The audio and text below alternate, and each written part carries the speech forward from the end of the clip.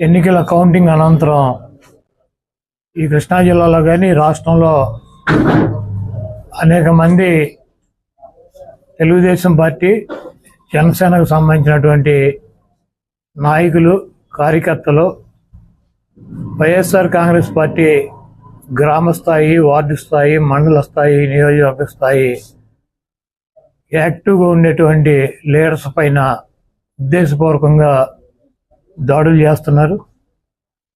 అదేవిధంగా వాళ్ళ ఇళ్ళకెళ్ళి ఇళ్ళు పగలు కొడతాం, కార్లు పగలు కొడతాం, అర్ధరాత్రులు వెళ్ళి వైఎస్ఆర్ కాంగ్రెస్ పార్టీ శ్రేణుల్ని భయపెట్టాలి, ఈ వైఎస్ఆర్ కాంగ్రెస్ పార్టీని డిస్టేజన్ చేయాలని చెప్పి పెద్ద ఎత్తున ప్రయత్నాలు చేస్తున్నారు. వాటిల్లో కొన్ని చోట్లయితే ఫిజికల్గా వ్యక్తుల మీద దాడులు చేయటం, కాళ్ళు ఇరక్కొడతాం, చేతులు ఇరక్కొడతాం, తల్ల పగలు కొడతాం. అదేవిధంగా ఈ గ్రామాల్లో కానీ ఇక్కడ కానీ మీరు ఉండకూడదని చెప్పి వార్నింగ్లు ఇవ్వటం అనేక రకాలుగా చేస్తున్నారు. వీటికి ప్రత్యక్ష సాక్షులు పోలీసులు దగ్గర ఉండి వాళ్ళు కొడతాంటే వీళ్ళు చూస్తూ నిలబడి ఎంజాయ్ చేస్తున్నారు. ఈరోజు మా దగ్గర పోలీసులు ప్రేక్షక పాత్ర వహించేటువంటి సన్నివేశాలు, తెలుగుదేశం పార్టీ అల్లరిమోకలో మా వాళ్ళ మీద దాడి చేస్తున్నటువంటి సన్నివేశాలు సీసీ ఫుటేజీలతో సహా, ఫోటోలతో సహా మా దగ్గర ఉన్నాయి.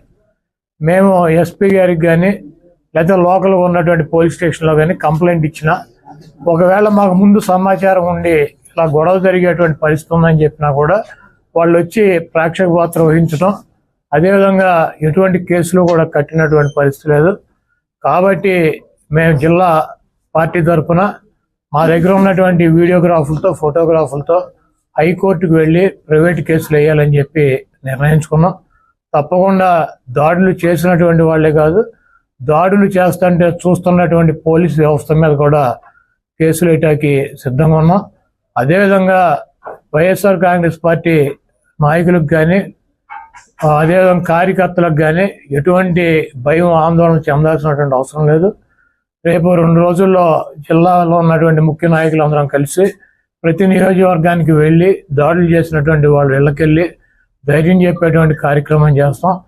దీనికి జగన్మోహన్ రెడ్డి గారు కూడా మీరు ఎట్టి పరిస్థితుల్లోనూ కార్యకర్తలు కానీ, నాయకులను కానీ జరుగుతున్నటువంటి దాడుల్ని మీరు చూస్తూ ఊరుకోవద్దు, పార్టీ అంతా యాక్టివ్ అవ్వండి, అందరూ ఒక వేదిక మీదకి వచ్చి వాటిని తిప్పి కొట్టాల్సిన అవసరం మన మీద ఉందని చెప్పి ఆయన కూడా చెప్పారు. కాబట్టి పోలీసు వ్యవస్థ ఒక అసమర్థమైనటువంటి వ్యవస్థగా ప్రేక్షక పాత్ర వహిస్తున్నటువంటి ఈ పోలీసు వ్యవస్థకి మరి మా నుంచి ఈ తెలుగుదేశం పార్టీ గోండాల నుంచి మా పార్టీ నాయకుల్ని, కార్యకర్తల్ని కాపాడుకోవటానికి మేము కూడా 2 రోజుల్లో రోడ్డు మీదకి వచ్చి ఎక్కడైతే మా వాళ్ళ మీద దాడులు జరిగినాయి, ఎక్కడైతే మా వాళ్ళని ఇబ్బంది పెడుతున్నారో ఆ ప్రాంతానికి వెళ్తాం.